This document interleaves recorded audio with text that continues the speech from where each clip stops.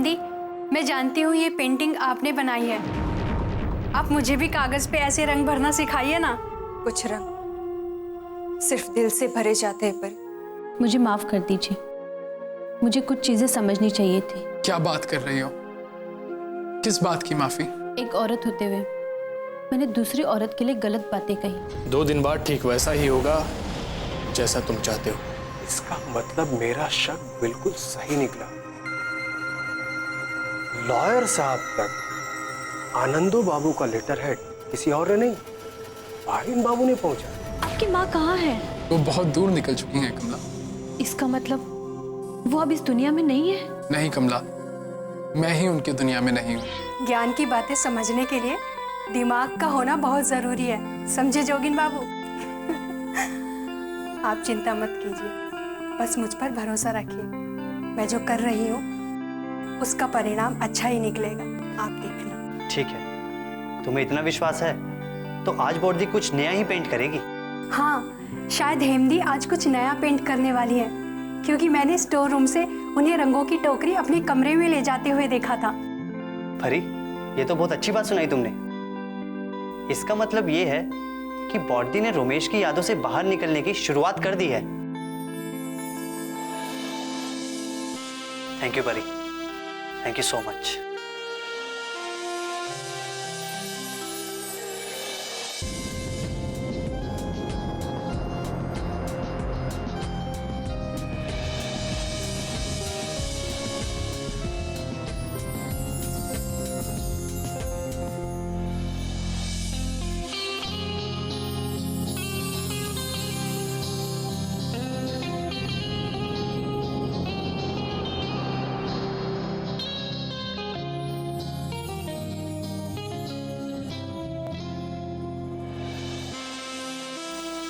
ये कैसी बातें कर रहे हैं जोगिन बाबू? ये तो मेरा फर्ज था। पता नहीं परी, कभी कभी मैं सोचता हूँ तुम नहीं होती तो मेरा क्या होता। मतलब? अरे मेरा मतलब है कि अगर तुम नहीं होती तो बॉडी को ये सारी सिचुएशन से बाहर कैसे निकालता। तुम एक लड़की हो, मेरे अकॉर्डिंगली बॉडी की फीलिंग्स को ज्यादा अच्छे से समझ सकती हो। ऐसी बात नहीं है, ये तो बस महसूस करने की बात है, जुड़ने की बात है। मैंने आज तक आप दोनों भाई बहन जैसा प्यार कभी नहीं देखा, इसीलिए मेरी कोशिश रहती है कि इस प्यार को किसी की नजर ना लगे। देखो, अब मुझसे रुका नहीं जा रहा, मैं बॉडी के पास जा रहा हूँ, देखता हूँ बॉडी क्या पेंट कर रही है। अरे जोगिन बाबू रुकिए, मैं भी आती हूँ। कहाँ हो तुम बॉडी? चलो दिखाओ, आज तुमने क्या पेंट किया।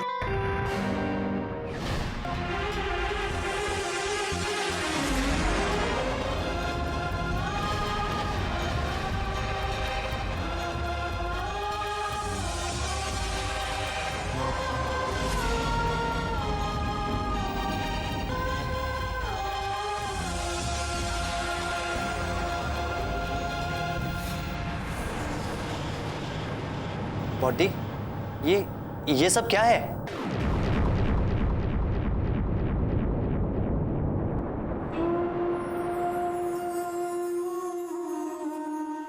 मेरे जीवन का वो हिस्सा जिसे मैं कभी याद नहीं करना चाहती। मैं कुछ समझा नहीं, मगर ये पूरा कैनवस तुमने काला क्यों कर दिया? जोगिन, कुछ यादों का रंग काला होता है और उससे हमें कभी कोई उम्मीद नहीं रखनी चाहिए। और यही सोचकर मैंने अपने जीवन के कुछ महत्वपूर्ण हिस्से को मिटा देने का फैसला किया है। मगर बॉडी,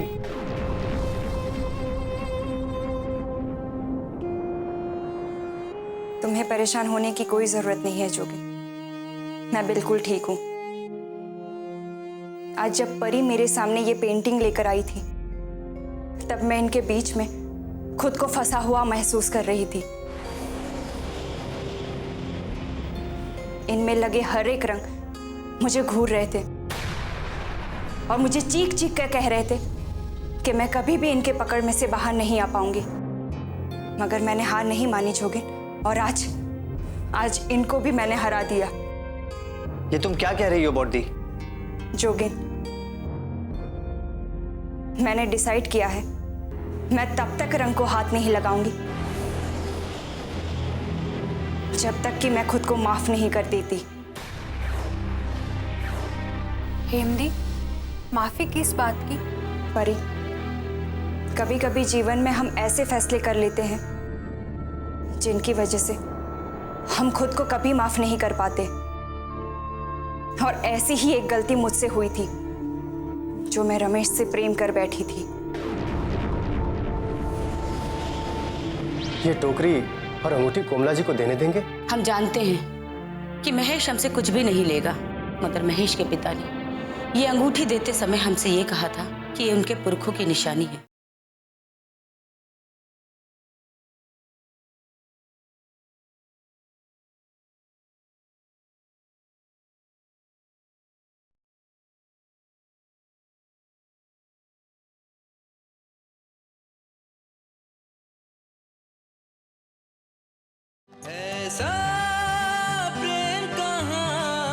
और ऐसी ही एक गलती मुझसे हुई थी जो मैं रमेश से प्रेम कर बैठी थी। मुझे माफ कर दीजिए हेमदी, मेरी वजह से आपको दुख पहुंचा। मुझे नहीं पता था कि ये पेंटिंग आपके सामने लाने से आपको इतना दुख पहुंचेगा। नहीं परी, तुम्हें तो अंदाजा भी नहीं है कि ये पेंटिंग मेरे सामने लाकर तुमने मेरी कितनी बड़ी मदद की है। तुम मुझसे पूछती थी ना कि मुझे ये पेंटिंग बनाने की प्रेरणा कहाँ से मिली। ये प्रेरणा मुझे रमेश ने दी थी, मगर आज वो मेरे साथ नहीं है। जानती हो परी, जीवन की दौड़ बड़ी अजीब होती है। उसमें घटने वाली घटनाओं से अगर हम हार जाते हैं ना, तो हमारे अपने ही हमें रुलाने के लिए पीछे छोड़ जाते हैं, और अगर हम जीत जाते हैं तो हम उनसे आगे निकलकर उन्हें रुला भी सकते हैं।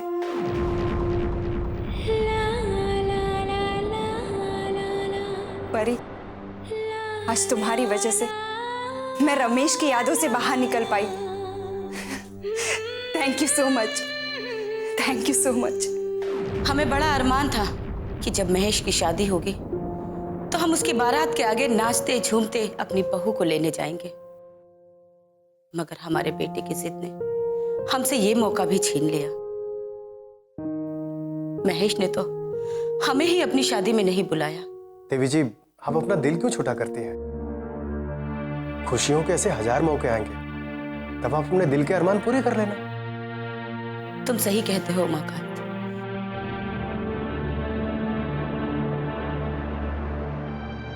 ये मेवे की टोकरी और ये अंगूठी हमारी तरफ से हमारी बहू को शगुन दे देना। देवी जी, क्या आपको लगता है कि महेश जी अपने जिद के आगे ये टोकरी और अंगूठी कोमला जी को देने देंगे? हम जानते हैं कि महेश हमसे कुछ भी नहीं लेगा, मगर महेश के पिता ने ये अंगूठी देते समय हमसे ये कहा था कि ये उनके पुरखों की निशानी है, और इस नाते कमला का इस पर हक बनता है, और महेश इस बात को नहीं टालेगा। ठीक है, अगर आप कहती हैं तो मैं कोमला जी तक ये टोकरी और अंगूठी पहुंचा दूंगा। उमाकांत, तुम्हारा भाग्य हमसे ज्यादा अच्छा है। कम से कम महेश तुमसे 2 शब्द कहता तो है, हमसे तो सीधे मुंह बात भी नहीं करता। हमारी ममता कभी कभी उसकी तरफ हमें इस कदर खींचती है कि जी में आता है कि हम इस पाप की दुनिया को छोड़कर अपने बेटे के पास लौट जाएं। अगर ऐसा हुआ तो मेरा क्या होगा? आखिर मेरे बुरे दिन शुरू हो ही गए।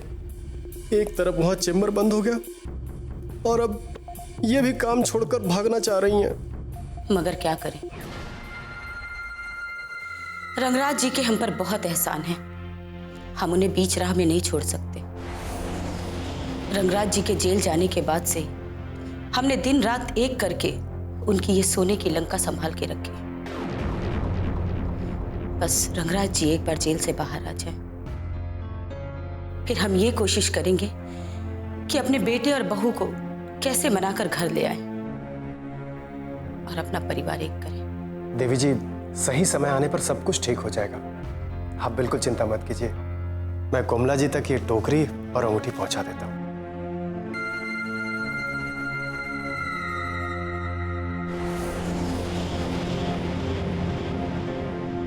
कमला, मैं जा रहा हूँ। जरा रुकिए, टिफिन तो लेकर जाइए।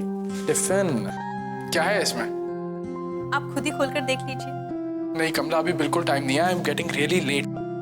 एक काम करना, उस दिन की तरह तुम क्लिनिक चली आना, हम दोनों साथ में लंच करेंगे, ठीक है? चलो अब मैं निकलता हूँ। ठीक है, बाय। विमला दीदी, आपके हाथों में तो जादू है। अब इतना टेस्टी खाना कैसे बना लेती हैं? सच, मेरा पेट भर गया लेकिन मन अब तक नहीं भरा। आप मुस्कुरा क्यों रही हैं? मैं सच बोल रहा हूँ, गॉड प्रॉमिस। और आलू के पराठे तो बेहद अच्छे बने थे।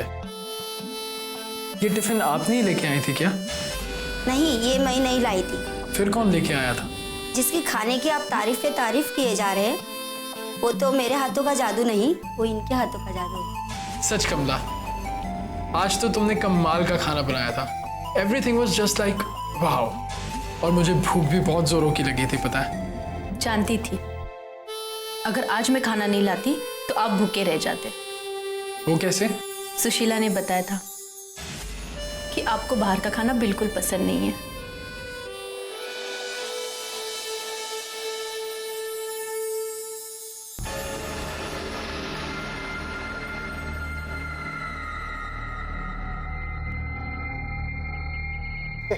कोमला जी, कोमला जी, कोमला जी। आप यहाँ क्या कर रहे हैं? कमला, मुझे बहुत जरूरी काम था। मुझे महेश बाबू से मिलना है। आपकी झूठ बोलने की आदत अब तक गई नहीं ना? आपको पता है ना, महेश बाबू इस वक्त घर में नहीं, क्लिनिक में मिलते हैं।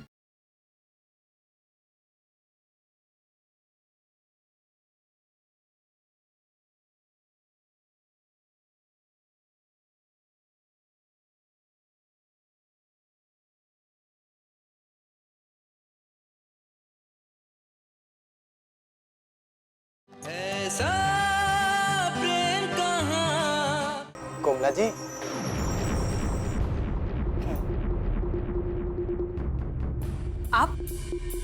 आप यहाँ क्या कर रहे हैं? एक मिनट एक मिनट। पहले तो ये इस टोकरी का वजन इतना है कि मेरा हाथ दर्द से फटा जा रहा है। मुझे सांस लेने दीजिए, फिर बताता हूँ।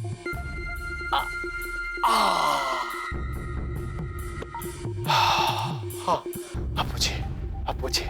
आप यहाँ क्यों आए हैं? और इस टोकरी में क्या है? अरे, इस टोकरी में देवी जी ने सूखे मेवे भेजे, खास आपके लिए। उमाकांत जी, आप ये टोकरी उठाइए। महेश बाबू घर पर नहीं है और मैं किसी देवी जी को नहीं पहचानती। अच्छा होगा आप ये जहां से लाए हैं वही ले जाइए। अरे नहीं कोमला जी, ऐसा मत बोलिए, नहीं तो देवी जी का दिल टूट जाएगा। क्या आप ऐसा चाहती हैं कि देवी जी से रिश्ता बनने से पहले ही आप दोनों का रिश्ता बिगड़ जाए? कैसा रिश्ता? मैं कुछ समझी नहीं। मतलब महेश बाबू ने देवी जी और उनके रिश्ते के बारे में कुछ बताया नहीं? अच्छा कोई बात नहीं। ये है ना, ये अंगूठी लीजिए।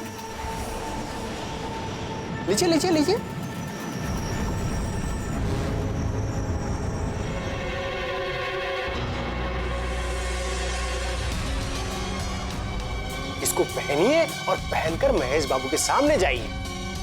वो अंगूठी देखेंगे, मुझे पूरा विश्वास है वो खुद ब खुद अपने रिश्ते के बारे में बता देंगे। अच्छा, मैं चलता हूँ।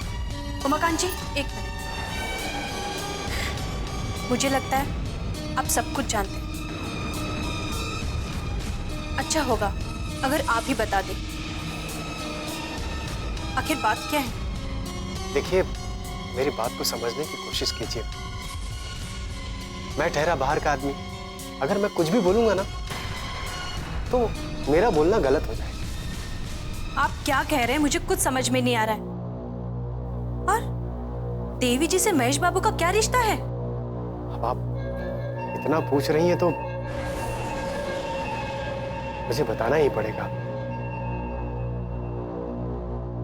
महेश बाबू देवी जी के बेटे हैं।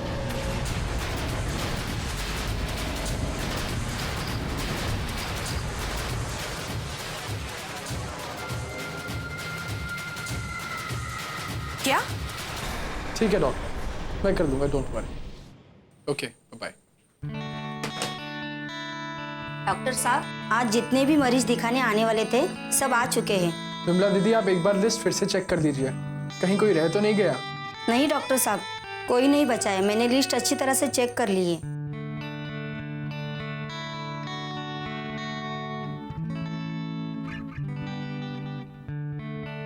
आज तो सारी अपॉइंटमेंट्स बहुत जल्दी पूरी हो गई। अब मैं सारा दिन यहाँ बैठ के क्या करूंगा? एक काम करता हूँ, कमला को यहीं पे बुला लेता हूँ, फिर हम साथ कहीं बाहर चले जाएंगे।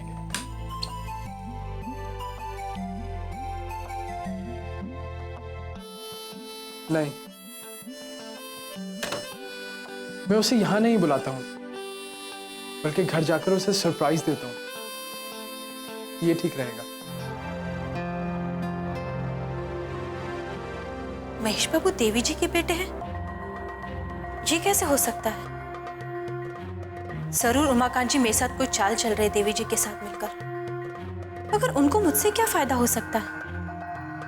एक काम करती हूँ, महेश बाबू के पास जाती हूँ और उन्हें उमाकांत जी के आने की खबर भी दे दूंगी। हाँ, ये ठीक रहेगा।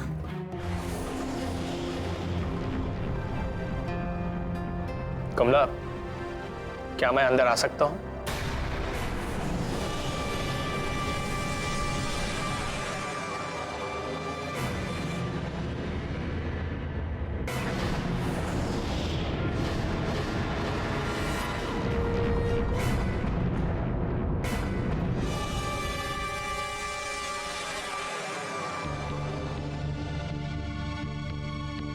आप यहाँ क्या कर रहे हैं? कमला, मुझे बहुत जरूरी काम था। मुझे महेश बाबू से मिलना है। आपकी झूठ बोलने की आदत अब तक गई नहीं ना? आपको पता है ना, महेश बाबू इस वक्त घर में नहीं, क्लिनिक में मिलते हैं। तुम सही कह रही हो। मैंने क्लिनिक फोन लगाया था, वहां से पता चला कि वो घर के लिए निकल गए हैं। तुम्हें मुझे मजबूरन यहाँ आना पड़ा। आपकी कौन सी मजबूरी यहाँ तक आपको खींचकर लाई है? मुझे अच्छे से पता है। आखिर क्यों आप मेरा घर तोड़ना चाहते हैं? जो अभी ठीक तरह से बसा भी नहीं है। माफी ही हर बात का इलाज होती तो ये दुनिया एक दिन भी नहीं चल पाती। बारिन बाबू, आपको तो इस बात का एहसास भी नहीं है कि आपकी गलती की सजा मुझे मिल रही है।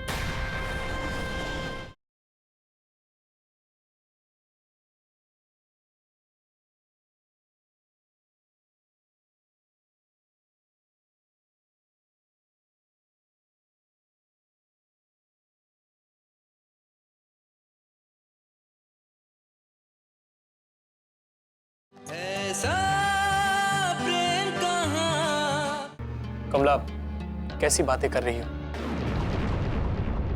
मेरी तो हमेशा कोशिश रहती है कि तुम खुश रहो, मुस्कुराती रहो। अगर सच में आपको मेरी परवाह होती तो समाज में इस तरह मेरा नाम नहीं उछालते। कमला, ऐसा मत कहो। क्यों ना कहूं? आपकी वजह से सब बाहर मेरा मजाक उड़ा रहे हैं, रुका रुका कर मुझसे ये पूछ रहे हैं आखिर मैं किसकी पत्नी हूं? किसने कहा तुमसे? मुझे बताओ, मैं उससे बात करूंगा। आपने जो किया, आपको तो इस बात का कोई अफसोस नहीं। और किस किस का मुंह बंद करेंगे आप? आपको पता है, महेश बाबू के सामने किसी ने मुझ पर उंगली उठा के ये कहा कि मैं आपसे प्रेम करती हूं, जबकि मेरा ईश्वर साक्षी है कि मैंने आपको कभी उस नजर से देखा ही नहीं। मगर आपकी एक झूठ ने मुझे कहीं नजर मिलाने के लायक नहीं रखा। कमला, उस बात के लिए आज मैं फिर तुमसे माफी मांगता हूं। माफी ही हर बात का इलाज होती तो ये दुनिया एक दिन भी नहीं चल पाती। बारिन बाबू, आपको तो इस बात का एहसास भी नहीं है कि आपकी गलती की सजा मुझे मिल रही है। सच सच बताइए बारिन बाबू, क्या मकसद से आप यहाँ आए हैं? कमला, मैं तुम्हें कैसे यकीन दिलाऊं कि मैं महेश बाबू से एक मर्डर केस के सिलसिले में मेडिकल पहलू पर उनकी मदद मांगने आया हूं। अगर तुम्हें अभी भी शक है तो मैं चला जाता हूं। रुकिए बारिन बाबू, अंदर आकर बैठिए।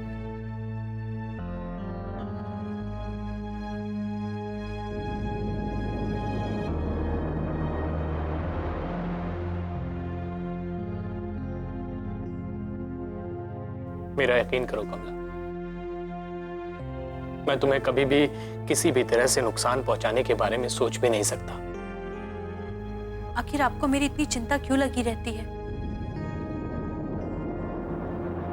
हमारा रिश्ता क्या है? क्या लगते हैं आप मेरे? मुझे नहीं पता कि मैं तुम्हारी इतनी चिंता क्यों करता हूं, लेकिन इतना जरूर कहूंगा कि तुम इस समय जिस इंसान के पास हो वो बहुत अच्छे हैं और मुझे पूरी उम्मीद है कि वो तुम्हें बहुत प्रेम से रख रहे हो। सच कहा बारिन बाबू, महेश बाबू के रूप में मुझे देवता मिल गए। मगर क्या कमला? मगर मैं उनका साथ पूरे ईमानदारी से नहीं निभा पा रही हूँ। तुम ऐसे क्यों कह रही हो? सच कह रही हूँ। रमेश बाबू के साथ बिताए हर पल मुझे उनकी यादों से बाहर निकलने ही नहीं देते। मैं जब भी कोई काम करती हूँ रमेश बाबू की यादें मुझे कहीं ना कहीं से घेर लेती है। महेश बाबू मेरी हर बात का बहुत ख्याल रखते हैं, मगर मैं उन्हें वो प्यार नहीं लौटा पा रही हूँ। कमला,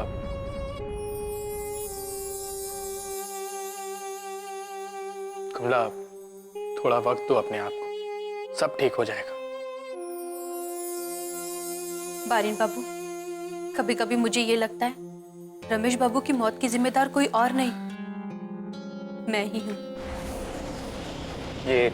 ये कैसी बातें कर रही हो कमला? ये बेकार की बातें हैं जिसका कोई मतलब नहीं है। नहीं बारिन बाबू, काश मैं रमेश बाबू को थोड़ा समझ लेती। हो सकता है शायद वो अपना सच बताने में कामयाब हो जाते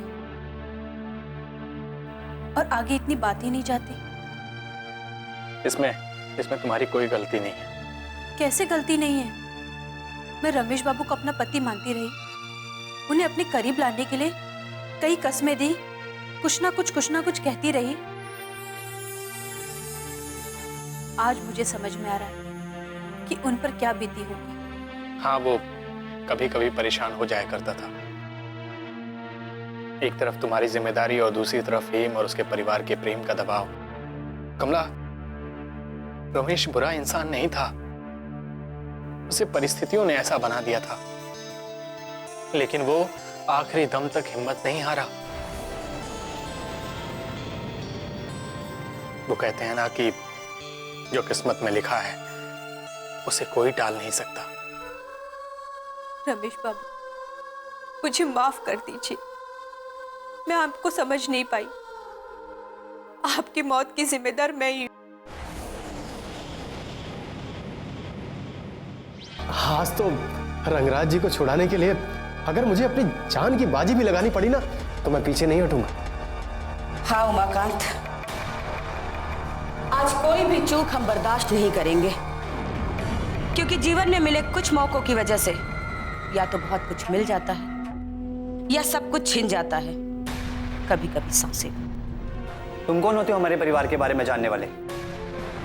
जिस काम के लिए आए हो उसी से मतलब रखो, वरना अंजाम अच्छा नहीं होगा।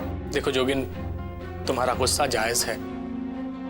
मैं तुमसे बात करना चाहता हूं और तुम्हारी गलतफहमियां दूर करना चाहता हूं। ऐसी बात है तो चुपचाप यहां से चले जाओ।